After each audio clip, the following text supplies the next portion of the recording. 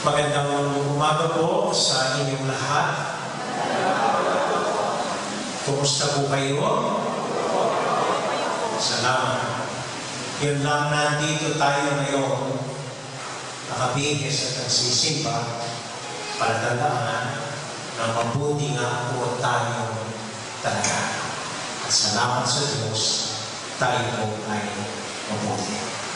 Bago po ang lahat, tayo po lahat, ako po, kayo, nakikiramin po tayo, nakikiisa sa mga naging biktima ng nakaraang kalamidad, lalo na po ang mga mahihirap na nawalan ng tirahan, walang pakain, walang trabaho, may sakit, walang damit, naghihirap ngayon sa mga evacuation centers, lalo na po sa mga kapitbahay natin sa phase 3 and 4. Kanina sinabihan ako, among pati po kami sa phase 2. At alam ko, pati phase 1, tumaan po ang baha. So, sama-sama po tayo, nagdarasal at nananamin sa Panginoong Diyos. Alam ko niyo itong nakaraang linggo, hindi ako mapalagay. Sa Cavite po, sa building namin, hindi po binabaha. At kahit bumabagyo, patuloy po, may klase kami. Pero wala po yung punta ko sa klase namin. Sumusunod po ako sa balita, namumusta po saan nangyayari sa atin dito. At alam ko niyo, mas gusto kong basahin ang mga balita. Hindi naman sa, hindi ko binabasa yung mga balita hindi sa mga biktima. Mas gusto kong bumabasa ng mga kwento ng mga mababait na taong nagsasakripisyo, tumutulong, nagpapakabayani sa tahimik at maliit na paraan nila upang makatulong po sa ating mga kapwa. Kaya tuwa ako po nagbabasa ng isang tao, niligtas yung aso niya, yung aso, niligtas yung amo niya, mga mayayaman, tumutulong sa mahihirap, mga mahihirap, tinutulungan yung kapwa mahirap, mga politiko, yumaman sa relief, nagbigay ng relief, at nilagay yung mga litrato nila sa relief, mga kwento po gano'n, no? So, ang aking po pinagbibigay nila, yung mula kagabi, sabi ko, paano natin pwedeng iugnay? Saan at anong koneksyon at relasyon ang pagkikita natin hinggil sa sinasabi ng Panginoon sa tinapay ng buhay na kanyang iniaalay at sa kalamidad na naranasan natin itong nakaraang linggo.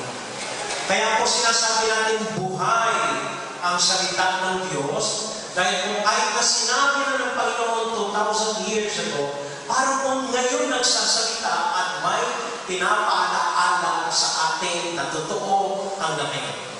So, ang suliran po kagabi, paano mo iugnay sa pagninilay natin ngayong linggo? Ano nasa kaugnay? Nasa ang koneksyon?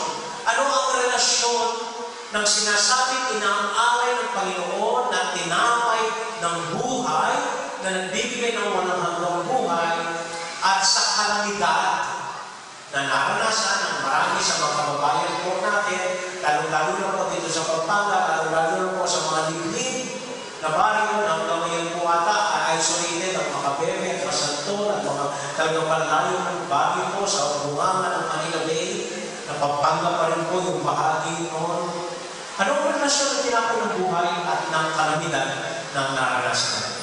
Medyo mahirap po po i-connect, so hayaan po niyo magkwento na lang po ako ng ilang karanasan po po sa Tagaytay. Recently, yung ilan po dito ay nakwento ko na nung nakaraang Sabado nag-isa po ng umaga. Una po ito. Inanyayahan po yung mga kasamahan namin pari sa Tagaytay upang magbigay ng retreat sa mga pari ng Basilan. Kung alam niyo po ang Basilan, nasa Mindanao, sentro po ng kidnapan, at may 1% lang po ang mga katoliko. So yung mga kasamahan po namin pare, takot magpunta sa Basilan para magbigay ng retreat sa kanila. Baka pagbalik nila, either wala na silang tulong o kaya nakidnap na sila. So instead po, inanyayahan yung mga pare sa Basilan na magpunta ng Tagaytay. Ang problema po, mahihirap lamang ang mga ito. Ito po yung ganda ng kwento. May isang parokya sa Manila na nabalitaan yung kaso yun.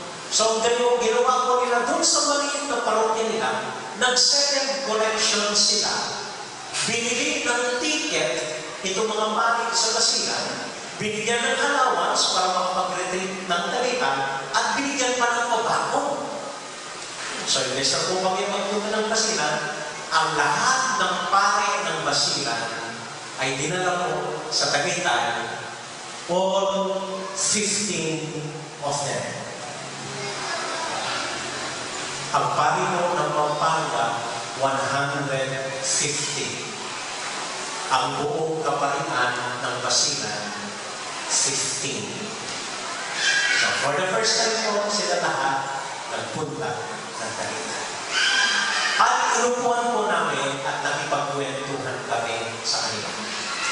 Kung galing po kayo sa balbas ko, may isang pari sa basilan na yung balbas niya ay 1 foot. Ang haba ng balbas niya. At kapag umaga na kwentuhan kami, bubuklol niya kay balbas niya. And he says he keeps it para makilala siyang Muslim, para hindi siya patinag.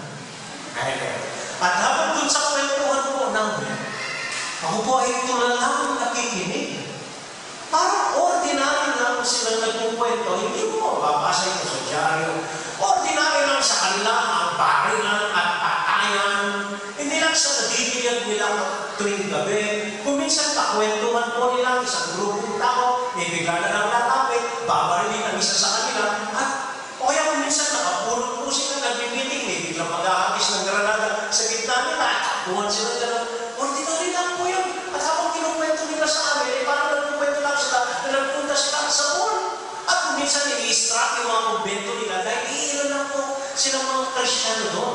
So talagang inaakilala ko sila ng mga Muslim. At madalas lang po, binabaril yung mga kwarto ng mga pare, ng mga disabog na ang bala ay mga renjone, mga maraw, upang taputin lamang sila. Yung isa po sa kanila, yung lolo niya, nasa gasaan ng tangke. At bakit? May isang sundalo, siguro nakurete na ilang buwan na sa basila kung ang ginagawa, kundi magipagparilan, siguro medyo nasira ang ulo, nagkatroma, kasi sinakyan yung tangke at pinanganda sa highway na parang walang pakialam at nasa gasaan sa tiyan yung lolo niya. At nung binuhan daw niya yung lolo niya, parang folding bed, nag-fold. Kasi nasa gasaan siya, So, habang kinukwento po nilang ganito, at habang nakikinig po ako sa kanila, isang bagay na natin sa isip. Ako po ay nagpasalamat sa Diyos.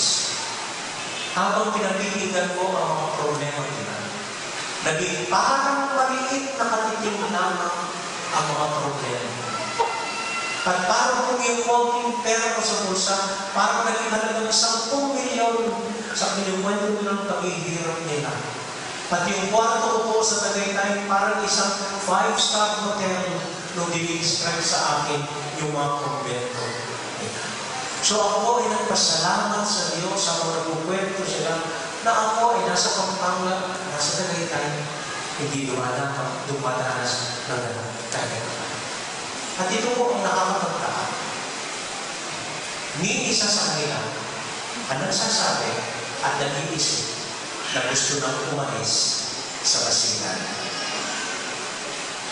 Marami po akong kakilalang pare sa Sama, sa mga dingding na lugar sa Bisaya, ayaw na ng paghihirap sa mga simbahan nila, lumipat po ng Manila at ngayon sa Manila, kaya mas madali ang buhay sa Manila.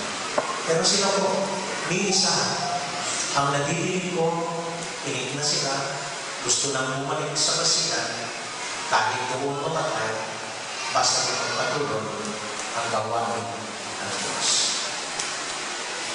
Sa gitna ng kahirapan, nagpapasalamat sila dahil sila ay nasa basilan.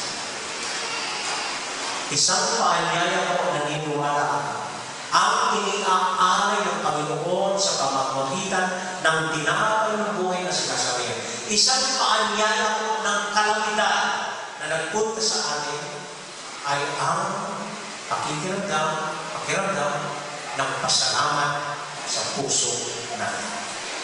Isang connection po na dapat maglabas sa puso natin ng tinapay ng buhay at ng kalamidad ay magpasalamat tayo. Sabi ko nga po, yun lang nandito tayo, nakabihis at nakakapagsimba, talagang tayo mabubuti ang kalagayan at dapat magpasalamat sa Diyos. May kaibigan po ako, nagtataka siya. Mula nang dumating itong kalamidad, last week, tinitignan niya ang mga truck niya na mas pasok sa opisina niya.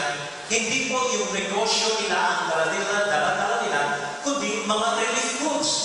At itong mga trabahador niya na sinuswertuhan niya upang magtrabaho sa negosyo niya, hindi trabaho ang ginagawa nila, kundi nagre-repack ng relief goods. At lahat ng stock niya sa bodega niya, ipinamimigay ng relief good. Para sinasabi siya, hindi siya nagpupunta sa mga evacuation center. Dahil marami nang nagbibigay sa evacuation center na mo. Sabi niya, in fact, pati yung nanay ko nakakuha ng relief. Kaya hindi naman tinawa. Sabi ko, saan mo kumuha yan? Nagbibigay ng relief. So, ang ginagawa ko niya, nagpupunta siya mga liblib ng bagay na hindi inaabutan ng mga relief goods tulad po ng mga sa dulo ng baruyak ba yun, sa lubaw, na doon nila pinamimigay. And ang feeling niya, kami nga, labas-pasok itong mga truck, hindi naman negosyo ko ang dinadala. Nagtatrabaho, sinusweldohan ko ang mga trabahador ko. Iba naman yung ginagawa nila. Pero ang feeling po niya, nagpapasalamat siya sa Diyos. Nagpapasalamat sa Diyos. At nagpunta daw sila sa isang liblib na bahay. Natagpuan sila ng isang pamilya. Nasa bubong ng bahay, dala ang buong pamilya.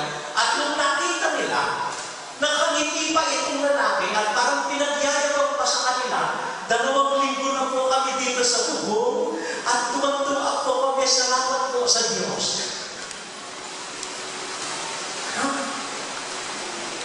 Naki-explain ang kalamidad, ang tinakay ng buhay, nag-aanyaga ng tunay na pasalamat sa puso natin. Naalala ko ang kwento ng isang kaibigan. Siguro po fresh pa rin po sa inyo ang mga kwento ng lahar, ng pumutok po ang pinatumo. May isang kaibigan po ako, dito yata sa kaibigan o kabalan siya.